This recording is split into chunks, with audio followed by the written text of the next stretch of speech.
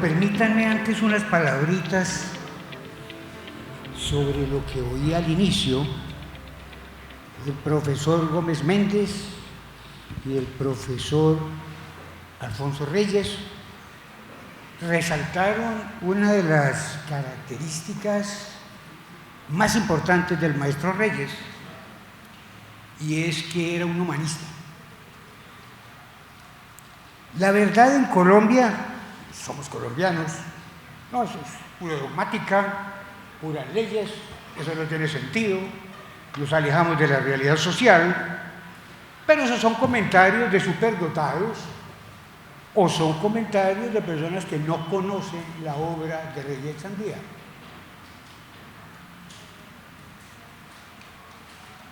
En segundo lugar, los doctores Lerman y Díaz, por ejemplo, han resaltado que es una obra actualizada, y realmente lo es. Yo converso con muchos amigos y entonces se toca el tema de la dogmática jurídico-penal y no debe faltar, no, esa dogmática de Reyes Sandía, esas cosas estrictas que olvidan al ser humano, etcétera, etcétera, esos son libros superados. Y uno sabe que lo tienen debajo de la almohada para resolver sus casos si son jueces o para presentar sus alegatos, como decimos en Colombia, si son abogados en ejercicio. Esto obedece a muchos factores. Primero, que somos colombianos, por supuesto. Entonces, poco o nada reconocemos lo que hacen los demás. Segundo, a que queremos ser actualizados porque sí.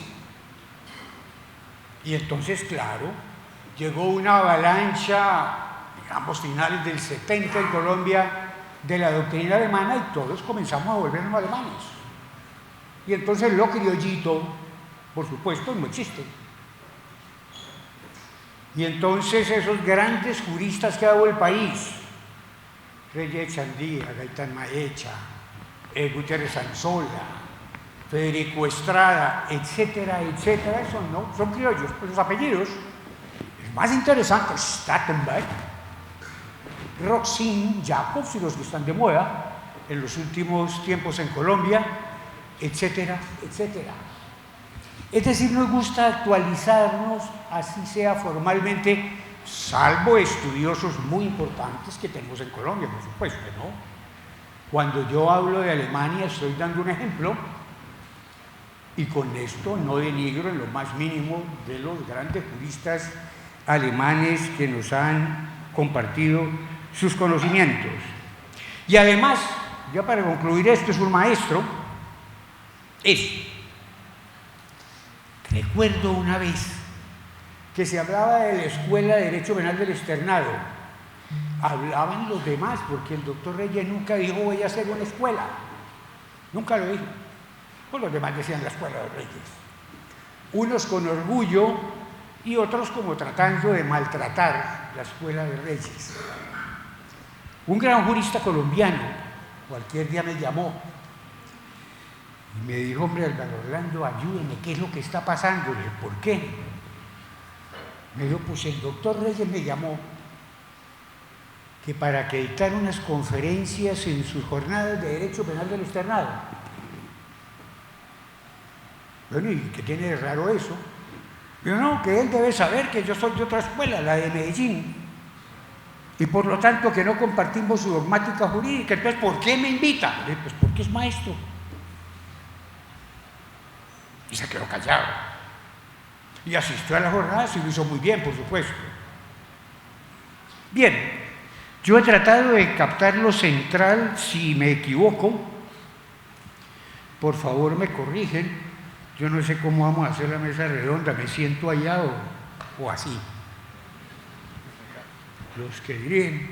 Bueno, nos he tratado de captar los mensajes, y en algunas de las intervenciones me preocupa algo. Gracias. En algunas intervenciones me preocupa algo, y es que coincide con eso que llamamos extensividad o expansión del derecho penal. No sé, pero eso lo noto, ¿no? Entonces, como decía el profesor Palermo, cuando se habla de organizaciones, de estructuras criminales, volver coautores, digámoslo así, a los cómplices, como que los sacuden un poquito, ¿no? Volver coautores a los determinadores, como que vuelve a sacudir. Sobre todo porque cuando se ponen de acuerdo para delinquir en las grandes organizaciones o altas organizaciones, pues sí, distribuyen el trabajo. Usted haga esto, usted haga esto. Pero ¿cuándo se exterioriza ese pacto? Cuando se comienza a hacer algo, ¿no? A uno le dicen desde la escuela, en la universidad, principio de exterioridad o materialización. Las ideas se quedan allá. Los convenios se quedan allá, salvo por supuesto en eso que llamamos aquí concierto para delinquir y unas 2 o 3 figuras similares. Eso como que agranda, ¿no?, el derecho penal. No que cada uno responda por lo que hace, sino que todos respondan por el hecho. En una palabra, cabemos con esa teoría o esos planteamientos que conocemos con el nombre de coparticipación o codelincuencia, como se le ha dicho tradicionalmente, porque en los casos de organizaciones, que son la mayor criminalidad que hay en el mundo actual, por supuesto, pues no hay cómplices ni determinadores, no hay sino coautores. Entonces ese principio tan caro de exterioridad, materialización, etcétera, etcétera, ¿en qué queda? Pues se les ha arrasado lo mismo que el principio de antibricidad material finalmente.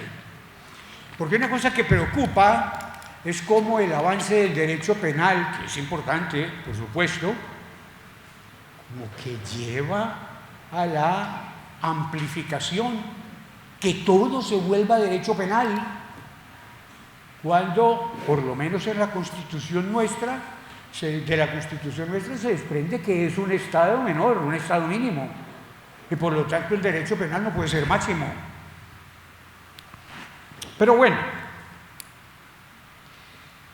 la accesoriedad, de acuerdo con la exposición brillante del profesor Palermo, parece entonces que se va, desaparece. Yo ahora permito que hablen los doctores.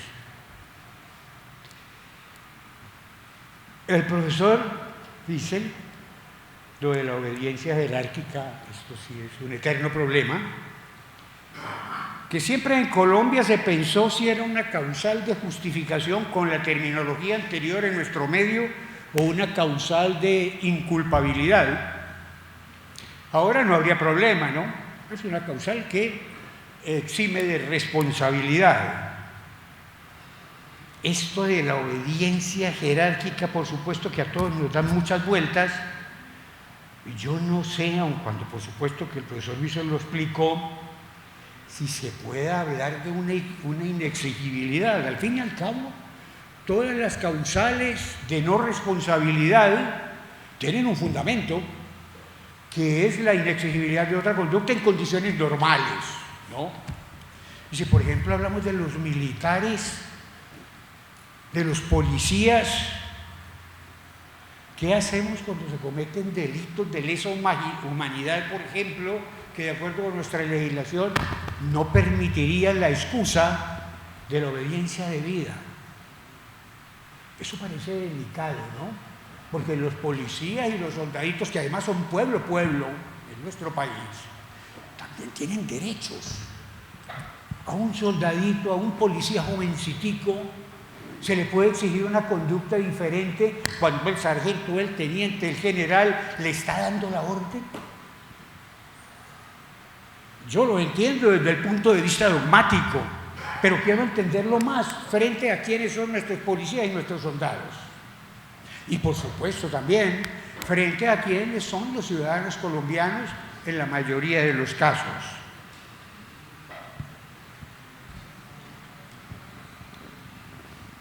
Y los profesores Lerman y Díaz llegan a una conclusión bien interesante, que yo creo que no se puede desconocer. Los planteamientos del profesor Reyes sobre el estado de necesidad son actuales. Yo solicito me disculpen, pero yo nunca he entendido por qué la dogmática habla de estado de necesidad justificante y estado de necesidad disculpante. Y yo he tratado de leer las diferencias y como que las capto, pero se me van inmediatamente. Eso es un problema mío, no es un problema de la dogmática, naturalmente. Si dejamos uno solo, estado de necesidad, ¿comprende los dos o no? ¿Y qué consecuencias diferentes habría entre el uno y el otro? Si hablamos de causales de ausencia de responsabilidad.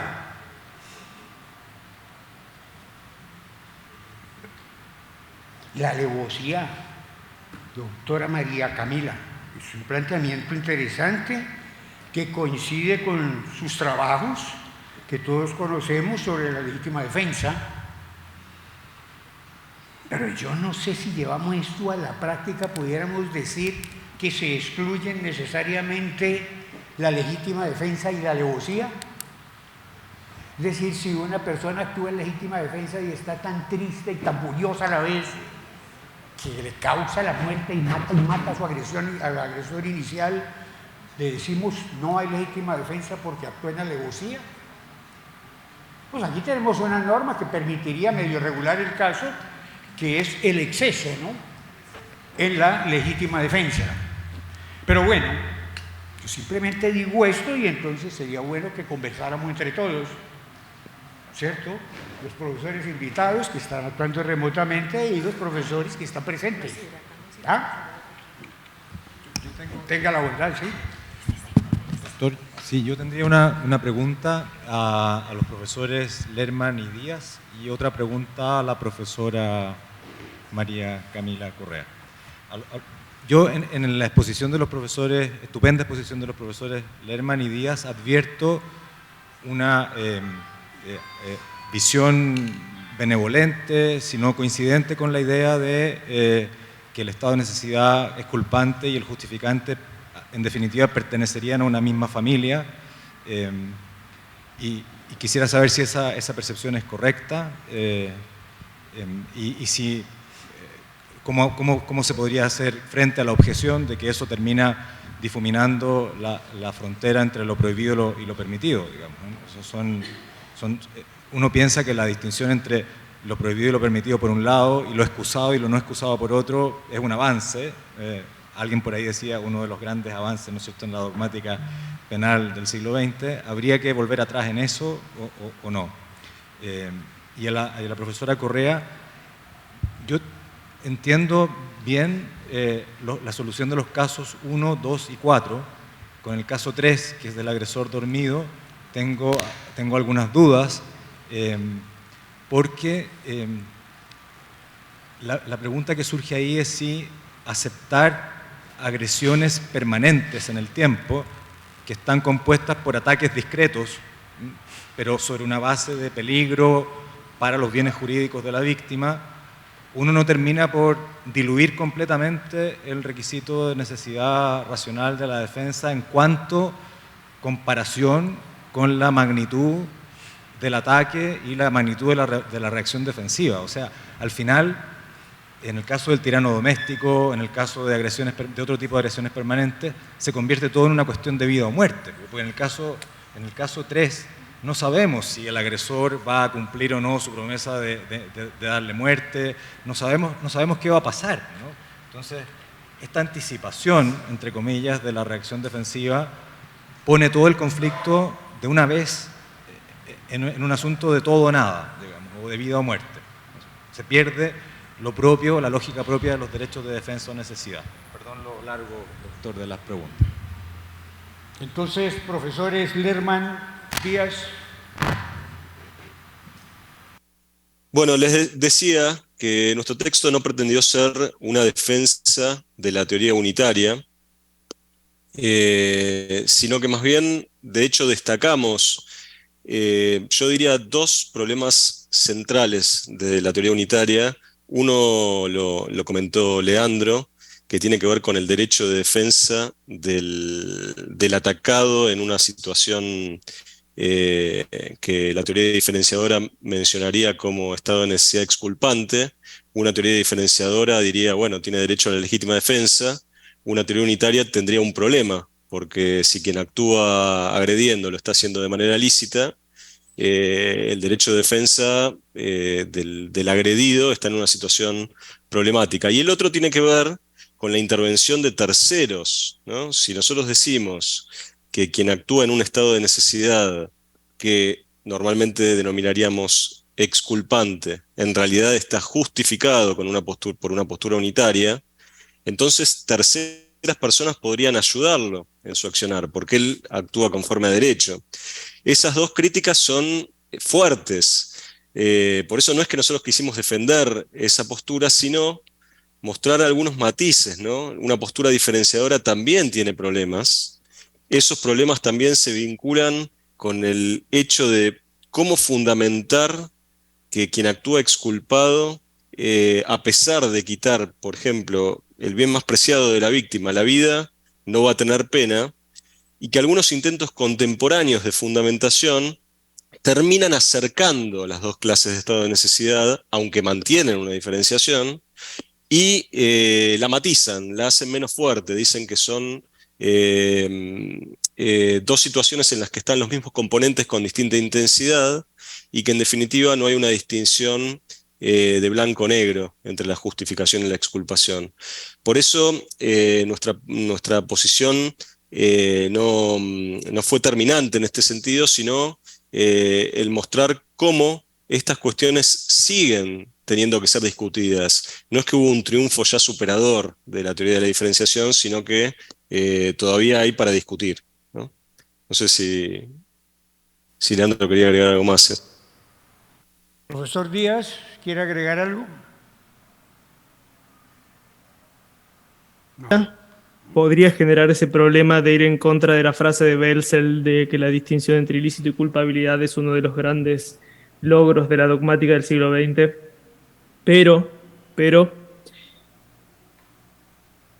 eso pasaría, o habría más chances de que pase en una especie de argumento dependiente resbaladiza, si uno asume una postura unitaria que considere a los casos de estado de necesidad justificante y a los casos de estado de necesidad exculpante como casos de justificación. Como hacía de hecho Reyes de Chandía y como se hace clásicamente, ¿no? Pero si se considerase que ambos casos son supuestos de exculpación, es decir, que en los casos usuales de estado de necesidad justificante, en realidad tenemos un estado de necesidad exculpante, ahí creo que no se corre ese peligro. Se generan otros problemas, obviamente, pero esa sería una postura interesante para evaluar, ¿no? Considerar que los casos de afectaciones a inocentes, incluyendo cuando los bienes de esos inocentes son bienes no esenciales, son simplemente conductas ilícitas pero exculpadas, no creo que genere ese problema. Sí lo generaría eventualmente un retorno a una teoría unitaria justificante de los dos casos de estado de necesidad, exculpante y justificante. Doctora María Camila, sus palabras. Vale, gracias. La respuesta ahí, digamos, creo que en el planteamiento del caso falta contexto, pero sí hay, digamos, una situación de violencia reiterada y de imposibilidad de salvación por otras vías, y en ese sentido creo que justamente esa imposibilidad de sanción por otras vías, porque además aquí estamos llevando el ejemplo al absurdo. De hecho, ese es el único caso inventado de los ejemplos en donde están en la mitad del Atlántico sin ningún tipo de contacto con el mundo exterior y de hecho, digamos, hay un abandono mucho más claro que en otras situaciones donde hay agresores dormidos, y justamente ahí es donde el contexto hace necesaria la reacción defensiva. Claro, la persona está dormida, pero como este caso se planteó como ajustado a este tipo de casos, de nuevo yo no hice este caso, lo que se busca mostrar es cómo ese contexto influye en eso, y partimos de la base, digamos, de que ya ha habido unas agresiones previas y ya le rompió la rodilla y hay una amenaza clara de muerte, en el sentido en que le dice: cuando me levante de echarme la siesta te mato. Entonces creo que quizás uno podría criticar en ese caso concreto más la existencia de la actualidad de la agresión desde un concepto más, quiero decir, tradicional de la agresión, más de acción, de moverse, de levantar el brazo y de amenazar, pero creo que justamente es ese caso en el que están alejados del mundanal ruido en un barco, perdidos en el Atlántico, y hay una persona violenta que está violentando sistemáticamente a la otra y de hecho le rompe una pierna, lo cual la deja aún más incapacitada de lo que ya puede estar por el contexto para defenderse, que evidencia la necesidad de la reacción defensiva en este tipo de casos. Pero de nuevo, digamos, este es el caso, por eso digo que no creo que se diluye el requisito de la necesidad, sino que más, que por el contrario lo hace más claro, que en ese contexto específico es súper necesario el ajuste. No sé si digamos lo que choca un poco es que el hecho de que el agresor esté dormido y no distraído, digamos, pero pues no veo la ilusión del requisito de la necesidad en ese caso. Perdón, pero el requisito de necesidad racional no es abstracto, digamos, no es, mire, yo me defiendo racionalmente frente a un espectro posible de agresiones. En la lógica de la defensa exige que yo me defienda, mi defensa sea necesaria respecto de una clase de agresión concreta. Porque también podría uno decir, bueno, está justificado por legítima defensa si lo inmoviliza. No sé, le destruye las dos piernas y impide que se pueda mover. Bueno, entonces nunca lo va a matar, ¿no? Pero pareciera que cuando uno desconecta la lógica de la defensa de esta agresión puntual por la vía de crear una agresión permanente, todo vale y siempre se puede matar, ¿no? Se puede destruir al adversario. Ese es mi...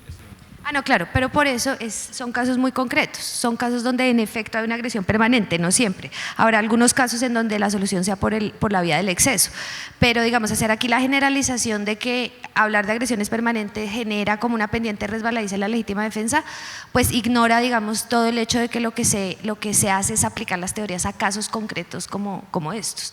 Pero digamos, con esto no se quiere decir que siempre que se pueda medio intuir una agresión de corte permanente se pueda alegar legítima defensa. Por eso es tan importante hacer el análisis en el contexto y caso a caso. ¿Satisfecho, profesor?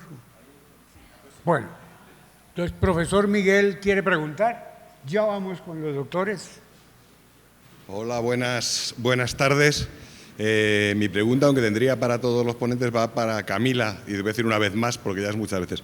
Mira, Camila, yo lo que creo, al margen de los casos, es que la alevosía no es lo que plantea problemas, es casi siempre la actualidad. Eso ya lo hemos discutido otros. Y yo creo que el filtro por lo que hay que pasarlo muchas veces es la legítima defensa de terceros. Voy a poner un ejemplo de alevosía de tercero que creo que a nadie nos plantearía mucho problema. Hay un tipo muy grande, joven, que te está a punto de matar. Y yo llego por atrás, que soy ya viejecito, débil, y le pego un tiro por la espalda. Porque si me acerco y le aviso, no va a ser segura la forma en que yo repela la agresión. Ahí habría una supuesta alevosía que no existe, que desaparece. El problema es siempre la actualidad, y como te he dicho otras veces, tú me has contestado muy hábilmente y lo seguiré pensando, pongámoslos también con legítima defensa de terceros. Es decir, un tercero que llega, como te he dicho otras veces, al tirano le puede pegar un tiro, si me lo encuentro en el autobús, como la agresión es actual, yo te defiendo a ti, que eres la maltratada en casa, etcétera, pegándole un tiro. Este es el problema. A mí la alevosía no me causa tanto problema. Gracias. Pues la respuesta a esa pregunta ya la conoces, ¿cierto? Si hay una opción de que haya un tercero, entonces había otras formas de defenderse. Entonces no tenemos el problema. Aquí estamos hablando de situaciones en donde la conducta es necesaria en el sentido de que no hay otras maneras de defenderse. Y si tenemos la intervención de un tercero, pues ahí no habría necesidad de la acción defensiva. Es la respuesta. ¿Señor? Pero existe, o sea, hay un tercero que puede ayudar, dependiendo del contexto, porque en la mitad del Atlántico es difícil que pase. Si yo soy víctima de tiranías privadas, pues complicado, pero dependiendo del contexto, si hay un tercero interesado que pueda ayudar y amable, pues hay una posibilidad de defensa distinta que esa en concreto. Los profesores Palermo, Germán, Díaz, ¿quieren intervenir si son tan amables? Qué pena, no sé si en relación a la discusión sobre la justificación y exculpación del estado de necesidad, quería hacer un breve comentario. Me parece que la distinción entre justificación y exculpación en el ámbito del estado de necesidad es menos prometedora de lo que parece. Esa intuición he tenido siempre. Incluso en los casos que planteaba el profesor Lerman, digo, en los deberes de tolerancia, es cierto, quien inicia la acción en estado de necesidad culpante, si es justificado no generaría deberes de tolerancia, y si generaría deberes de tolerancia si fuera culpado o no. Pero lo cierto es que la legítima defensa en caso de estado de necesidad llamado exculpante es más formal que material. Es muy difícil pensar en casos de legítima defensa real en esos supuestos, con lo cual la importancia podría discutirse si hay deberes de tolerancia o no, pero es más formal que material la discusión. En el ámbito de la participación punible, muchos autores sostienen que la participación incluso es impune aunque haya estado de necesidad exculpante. Entonces, digo, tampoco ahí parece. Un ámbito que quizás se podría discutir es el título de garante por injerencia. Si quien actúa en estado de necesidad exculpante no es exculpante, sino justificante, no generaría título de garante por injerencia.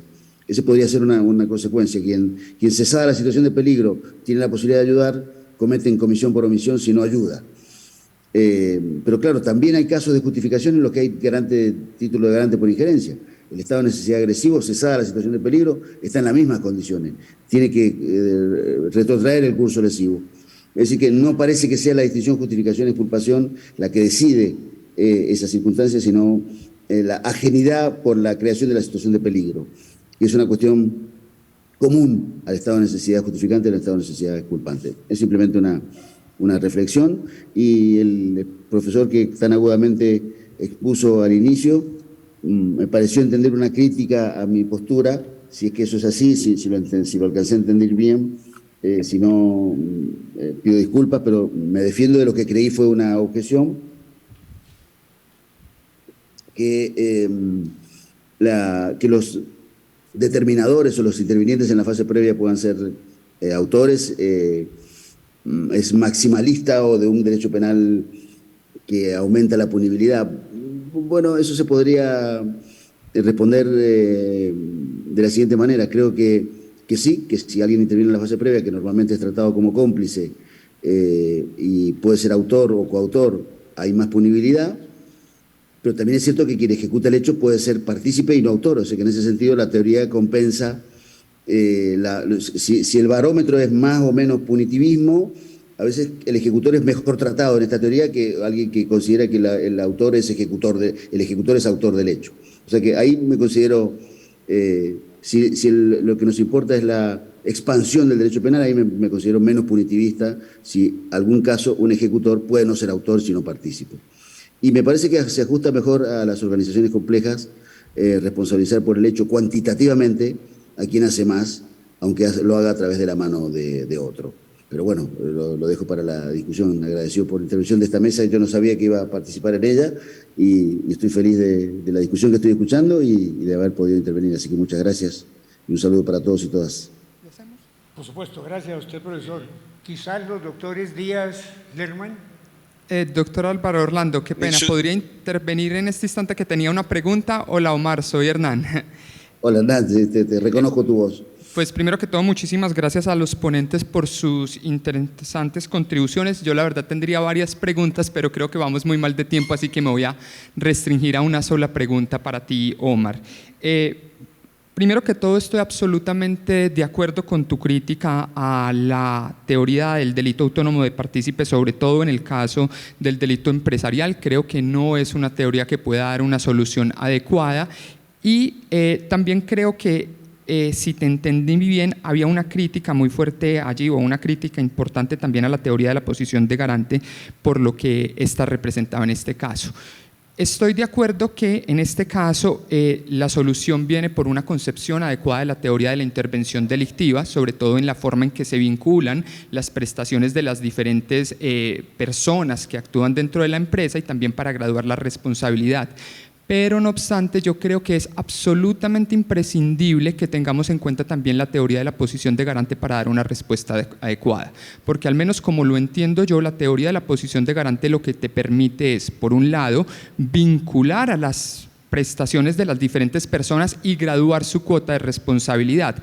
pero antes de eso tienes que tener claro cuál es la extensión del deber de cada uno para poder conectarlos. Y creo que eso no lo puede hacer la teoría de la intervención delictiva, sino que precisamente es una cuestión previa que debe resolverse en teoría, digamos, tradicionalmente de imputación objetiva, y que tienes, de posiciones de garante, y que tienes que combinar estas dos teorías para poder dar una respuesta adecuada en estos como en muchísimos otros casos. No sé si de pronto malinterpreté o no comprendí en cuanto hacías esta crítica a la teoría de la posición de garante. Gracias, Omar. Hola, Hernán, muchas gracias por tu intervención, que suscribo absolutamente.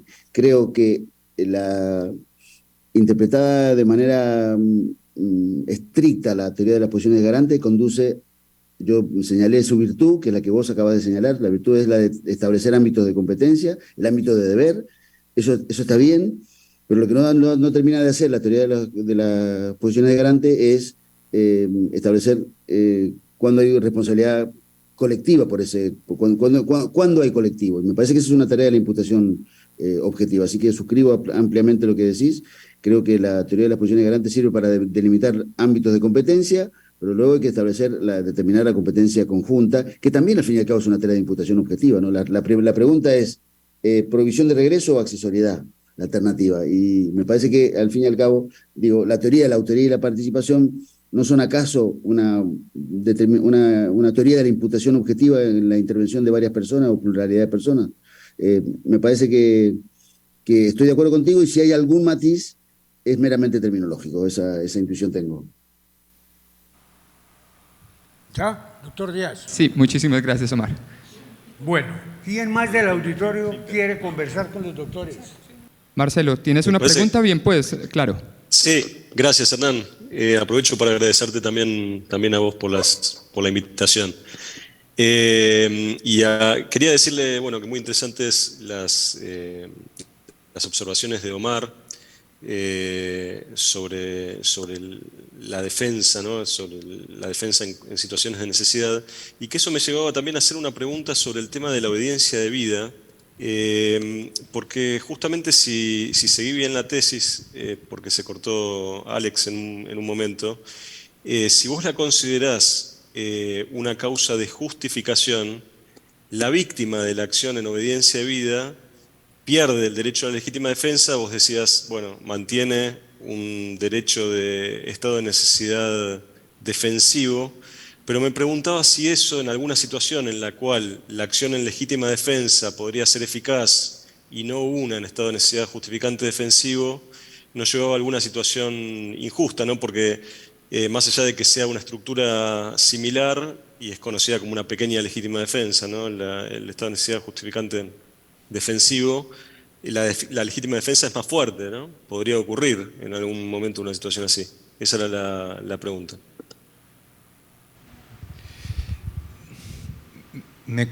Gracias por la pregunta, no lo había pensado, pero así sobre la marcha lo que respondería es, me cuesta imaginar una situación en la cual funcionara una legítima defensa y no un estado de necesidad defensivo, porque al final lo que hacemos al otorgar solo estado de necesidad defensivo, ¿verdad?, es establecer una exigencia fuerte de subsidiariedad, pero que tiene su propia válvula de escape, ¿no? Si al final no hay más salida que oponerse, ¿no es cierto?, reaccionar de manera violenta frente al mal, ¿no?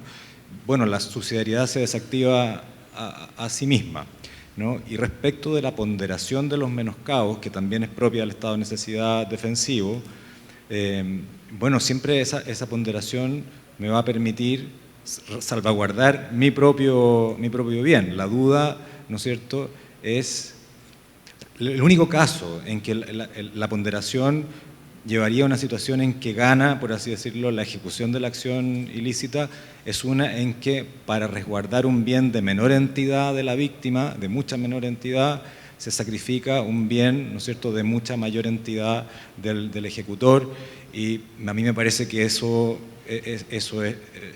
no es problemático, no lo consideraría problemático, y efectivamente ahí el problema, como decía Novoa, y esta idea de la colisión de deberes surge ahí, Novoa, el chileno, ¿verdad? Eduardo Novoa Monreal, la idea de que esto es una colisión de deberes surge de ahí. Decía, una ley que ordena a una persona cumplir la ley, pero al mismo tiempo le obliga a violarla a través del mandato, ¿no es cierto?, del superior, es una ley contradictoria. Y esto, decía, es un problema que prácticamente no tiene solución. Y yo creo que la pregunta tuya identifica ese conjunto de casos en los cuales el problema simplemente no tiene una solución satisfactoria total, ¿no? Totalmente satisfactoria. Eso es lo que podría responder. Muy bien, ¿quién más? Podría hacer entonces una pregunta también a Alex al respecto, y es que me queda una duda, también con las respuestas que dabas en Bogotá. Tú nos hablas de que la obediencia jerárquica es una especie de colisión de deberes. Decías allí, si entendí bien, que su solución ya se encuentra resuelta por el legislador. La pregunta mía es, ¿por qué no erradicar ese conflicto y resolverla en contra, digamos, en el sentido de que ya cuando se trate de una orden tendiente a la comisión de un delito ordinario, no delitos propios de militares, no se debe obedecer? Yo entiendo perfectamente la institución en el caso de los delitos militares propios, entonces de deserción, desobediencia, motín. En esas entiendo perfectamente que por la institución castrense, por sus principios y sus funcionamientos, se deba mantener allí esta jerarquía y el cumplimiento de las órdenes. Pero en el caso de los delitos ordinarios a mí me cuesta dificultades. Claro, hay unos límites y tú ya los mencionaste. Yo estoy pensando en el caso colombiano, obviamente, y pues nosotros tenemos unos límites legales muy claros: genocidio, desaparición y tortura. Pero también tenemos los delitos sexuales. Claro, tu respuesta aquí en este caso entonces viene por integración del ordenamiento jurídico. Nosotros hablaríamos de bloque de constitucionalidad, los delitos sexuales tampoco tendrían problemas. Pero yo me pregunto entonces, por ejemplo, en peculados, que fuiste los que mencionaste, habrán algunos peculados, pero creo que serán los menos, que tienen una relación con el servicio. ¿Sí? Vamos a utilizar por una aplicación oficial diferente, los vamos a utilizar, que los necesitamos aquí, los necesitamos en otro sector, digamos, para hacer una gestión adecuada allí. Pero yo creo que esos serán los menos, o no sé si serán los menos, pero también habrán casos claros de peculado en los cuales yo no veo por qué mantener esa rigidez sea benéfica para la institución castrense, y por el contrario no sería más benéfico decir y resolverlos en estos casos de delitos comunes. No se reconoce la obediencia jerárquica. Adelante. Hernán, yo creo que tu pregunta tiene una dimensión jurídico-penal y una dimensión política. O sea, en lo jurídico, yo te diría, la mayor parte, me parece, de los casos problemáticos se resuelven porque la ley establece que debe tratarse de órdenes del servicio, o sea, o en el contexto del servicio, ¿no? Y por tanto creo que quedan fuera una serie de casos, o la mayor parte de los casos problemáticos, y luego a través de las otras vías de exclusión que comentaba en la ponencia.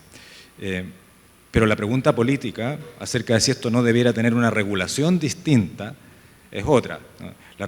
Lo que yo he hecho es una ponencia respecto de la regulación vigente, la Lex Lata, ¿no es cierto?, en Chile, y ahí no hay espacio para lo que tú señalas. Teóricamente, políticamente, uno puede discutir si efectivamente la obediencia debida tiene sentido, überhaupt, ¿no?, podría uno decir, o no debiera restringirse mucho más, ¿no?